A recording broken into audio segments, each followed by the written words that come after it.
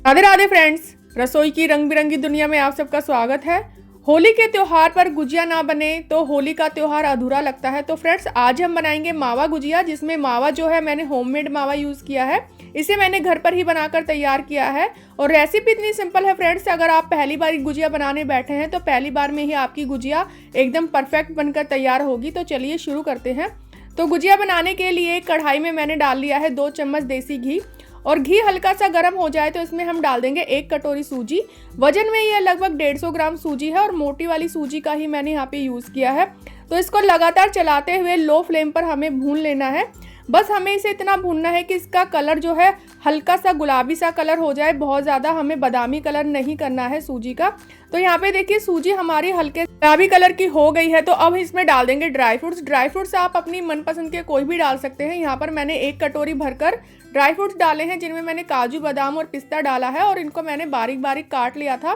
Dry fruits को भी हमें भून लेना है। मैंने पहले ड्राई फ्रूट्स नहीं भूने हैं, हम सूजी के साथ ही ड्राई फ्रूट्स को भून लेंगे। तो हमें इन ड्राई फ्रूट्स को डालने के बाद सूजी को 1 मिनट के लिए भूनना है, जिससे कि ड्राई फ्रूट्स भी अच्छे से भुन जाएंगे।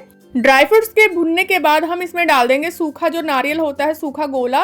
वो मैंने कद्दूकस करके ले लिया था, 1 कटोरी के करीब यहाँ पर लिया है। ये जरूर डालिएगा फ्रेंड्स, इससे गुजिया में बहुत ही ज़्यादा अच्छा टेस्ट आता है।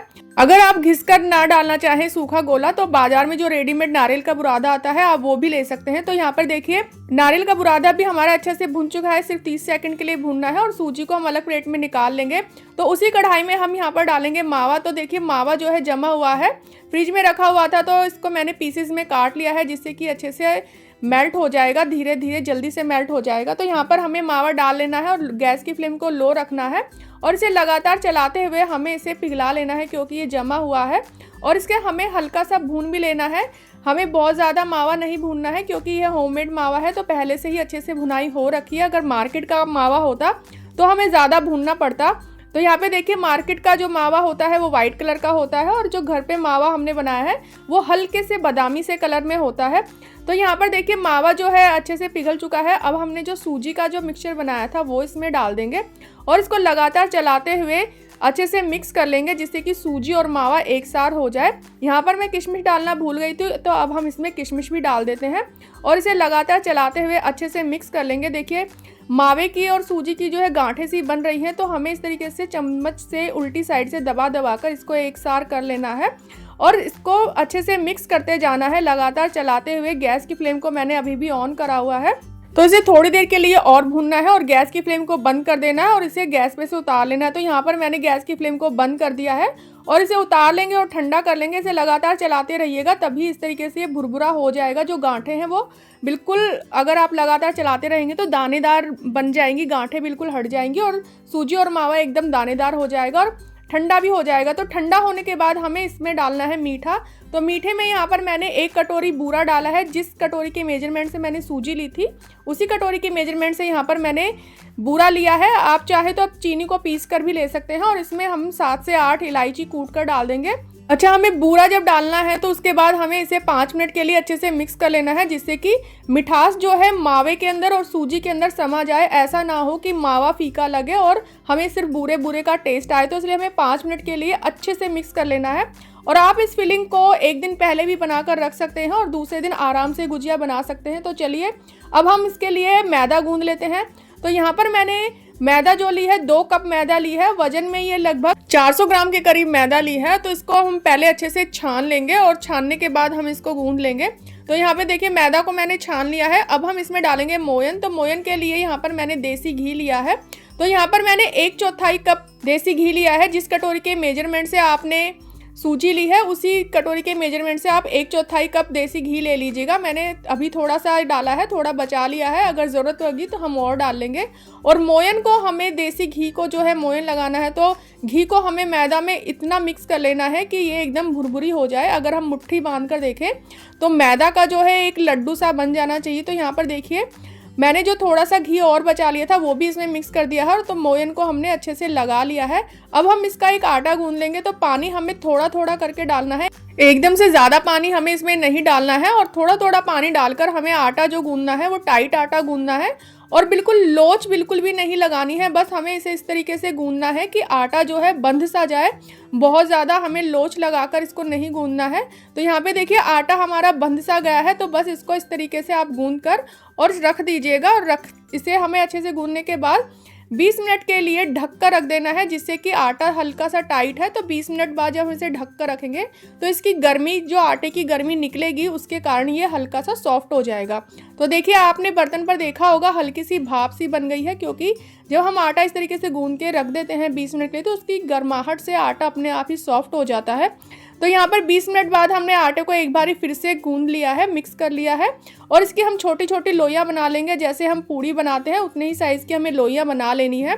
और लोइयाँ बनाने के बाद हमें एक एक लोई को बेल लेना है। तो यहाँ पे सूखा आटा लगाकर आप बेल लीजिएगा, अगर आपसे इस तरीके से ना मिले तो। और जो हमें पूड़ी बेलनी है वो बहुत ज़्यादा बड़ी या बहुत ज़्यादा छोटी नहीं बेलनी है, मीडियम साइज़ की पूड़ी बेलनी है। तो आप इसकी पूड़ी की जो थिकनेस है वो देख लीजिए इस तरीके से, ना तो बहुत ज़्यादा पतली रहे और ना ही बहुत ज़्यादा मोटी। तो आप इस तरीके से पहले से ही 8 से 10 पूड़ियाँ बेल कर रख लीजिए, जिससे कि हमें गुजिया की फिलिंग करने में आसानी रहेगी। एक एक पूड़ी नहीं बेलनी पड़ेगी अगर हमने पहले से ही पूड़ियाँ बेल रखी है तो अब एक पूड़ी को उठाकर हम गुजिया के सांचे में रखेंगे। और जब हमें फिलिंग डालनी है सांचे के अंदर तो उसको भी नोटिस करना है। सांचे को अंदर की तरफ थोड़ा झुका के रखिएगा और फिर फिलिंग डालिएगा। और फिलिंग हमें सिर्फ 1 से 2 चम्मच ही डालनी है, ज़्यादा फिलिंग नहीं डालनी है। और किनारों पर जो फिलिंग रह गई है उसको अंदर कर लेना है, क्योंकि अगर हम ये फिलिंग थोड़ी सी भी अगर किनारों पर रह गई तो जब हम गुजिया को फ्राई करेंगे तो वो थोड़ी फट जाएगी। तो किनारों पर थोड़ा पानी लगा लीजिएगा और पानी लगाने के बाद आप सांचे को बंद कर दीजिएगा और इसको अच्छे से सील कर दीजिएगा। दबाकर हमें इसे सील करना है, ढीला नहीं छोड़ना है। और जो एक्स्ट्रा आटा बच गया है उसको वापस से रख लीजिए, क्योंकि फिर से उसकी गुजिया बन जाएगी। तो धीरे से हमें सांचे को खोलना है और जब हम सांचे में से निकालेंगे तो सीलिंग वाली साइड से पकड़कर हमें गुजिया बिल्कुल भी नहीं निकालनी है सांचे में से। जो अपोजिट साइड है जहाँ से गुजिया बंद है उस साइड से आप पकड़कर और अंगूठे से हल्का सा प्रेस करते हुए निकालिएगा। और एक एक गुजिया को निकालकर आप इस तरीके से कपड़े पर रख दीजिएगा और ढक दीजिएगा, जिससे कि गुजिया सूखेगी नहीं, क्योंकि हमें एक साथ गुजिया बनानी है बहुत सारी। तो अगर हम इस तरीके से खुले में छोड़ देंगे तो सूख जाएगी, इसलिए आप इसे कपड़े से ढक दीजिएगा। चलिए गुजिया फ्राई कर लेते हैं। तो गुजिया को फ्राई करने के लिए सबसे जो इम्पोर्टेंट है वो है तेल का टेम्परेचर। तेल का टेम्परेचर इस तरीके से रखिएगा, बहुत ज़्यादा गर्म भी नहीं होना चाहिए और बहुत ज़्यादा ठंडा भी नहीं होना चाहिए। हल्का सा तेल गुनगुना सा ही होना चाहिए। और गैस की फ्लेम को आप शुरू में लो ही रखिएगा और एक एक करके गुजिया डालिएगा। तो आप देख लीजिए यहाँ पर गुजिया जब मैंने डाली है तो धीरे धीरे से सिक रही है। एकदम से डालने के बाद एकदम से ऊपर नहीं आ गई है, धीरे धीरे सिक कर ऊपर आएगी, हल्की हल्की सिकेगी और तभी गुजिया हमारी अच्छी सिकेगी। तो यहाँ पर देखिए मैंने सारी गुजिया डाल दी है। गुजिया को फ्राई करने के लिए आप तेल या घी जो आपको पसंद हो उसका यूज़ कर सकते हैं। मैंने यहाँ पे घी का यूज़ किया है। तो देखिए गुजिया अभी मैंने डाली है और धीरे धीरे से गुजिया सिक रही है, एकदम से गुजिया नहीं सिकी है। तो आप इस तरीके से एक चम्मच ले लीजिएगा और उससे ऊपर की साइड पर जो कढ़ाई में घी है थोड़ा थोड़ा घी या तेल उसके चम्मच से ऊपर से डालिएगा, जिससे कि इवनली गुजिया सिक जाएगी ऊपर से भी और नीचे से भी। और जब नीचे से हल्की से सिक जाए तो आप इसको पलट दीजिएगा। देखिए ऊपर से हल्की से सिक गई है, नीचे से भी सिक गई है। तो मैंने इस तरीके से चम्मच से ही इसको पलट दिया है।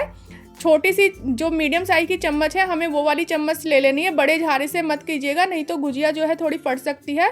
और अगर आपकी गुजिया कढ़ाई में कोई गुजिया फट जाए तो उसको फटाफट से निकाल दीजिएगा, नहीं तो सारा घी और तेल खराब हो जाएगा और आपकी सारी मेहनत खराब हो जाएगी। तो यहाँ पर देखिए मैंने गुजिया को इस तरीके से लो टू मीडियम फ्लेम पर फ्राई कर लिया है। शुरू में हमें फ्लेम को लो रखना है और जब इस पर हल्का हल्का कलर आने लगे तो हमें गैस की फ्लेम को हल्का सा मीडियम कर लेना है और मीडियम करके इस तरीके से बादामी से कलर की हो जाए तब हमें निकाल लेना है। तो यहाँ पे देखिए सारी गुजिया मेरी फ्राई हो चुकी है और अब हम इसे निकाल लेते हैं। तो जब आप सेकंड बैच की गुजिया डालेंगे इसमें तब हमें तेल का टेम्परेचर बिल्कुल डाउन कर लेना है, क्योंकि पहले बैच की गुजिया तलते तलते तेल का टेम्परेचर बहुत ज़्यादा हाई हो गया था। तो इसलिए हमें थोड़ी देर के लिए गैस की फ्लेम को बंद कर देना है और तेल का टेम्परेचर कम करना है और उसके बाद हमें सेकंड बैच की गुजिया डालनी है। तो गुजिया आपको इसी तरीके से फ्राई कर लेनी है। तो मैंने यहाँ पे सेकंड बैच की गुजिया भी डाल दी है और यहाँ पर मैंने सारी गुजिया फ्राई कर ली है। तो देखिए फ्रेंड्स गुजिया हमारी बहुत ही ज़्यादा टेस्टी बनकर तैयार हुई है। तो आपको ये गुजिया की रेसिपी कैसी लगी मुझे कमेंट करके ज़रूर बताइएगा और पसंद आई हो तो लाइक और शेयर कर दीजिएगा। चैनल को अभी तक सब्सक्राइब नहीं किया है तो सब्सक्राइब कर लीजिए और सब्सक्राइब करने के बाद बेल आइकन को भी जरूर प्रेस कीजिए, जिससे कि आने वाली रेसिपीज की नोटिफिकेशन आपको मिलती रहे। तब तक के लिए स्वस्थ रहिए, मस्त रहिए और मेरे वीडियोस देखते रहिए। Thank you.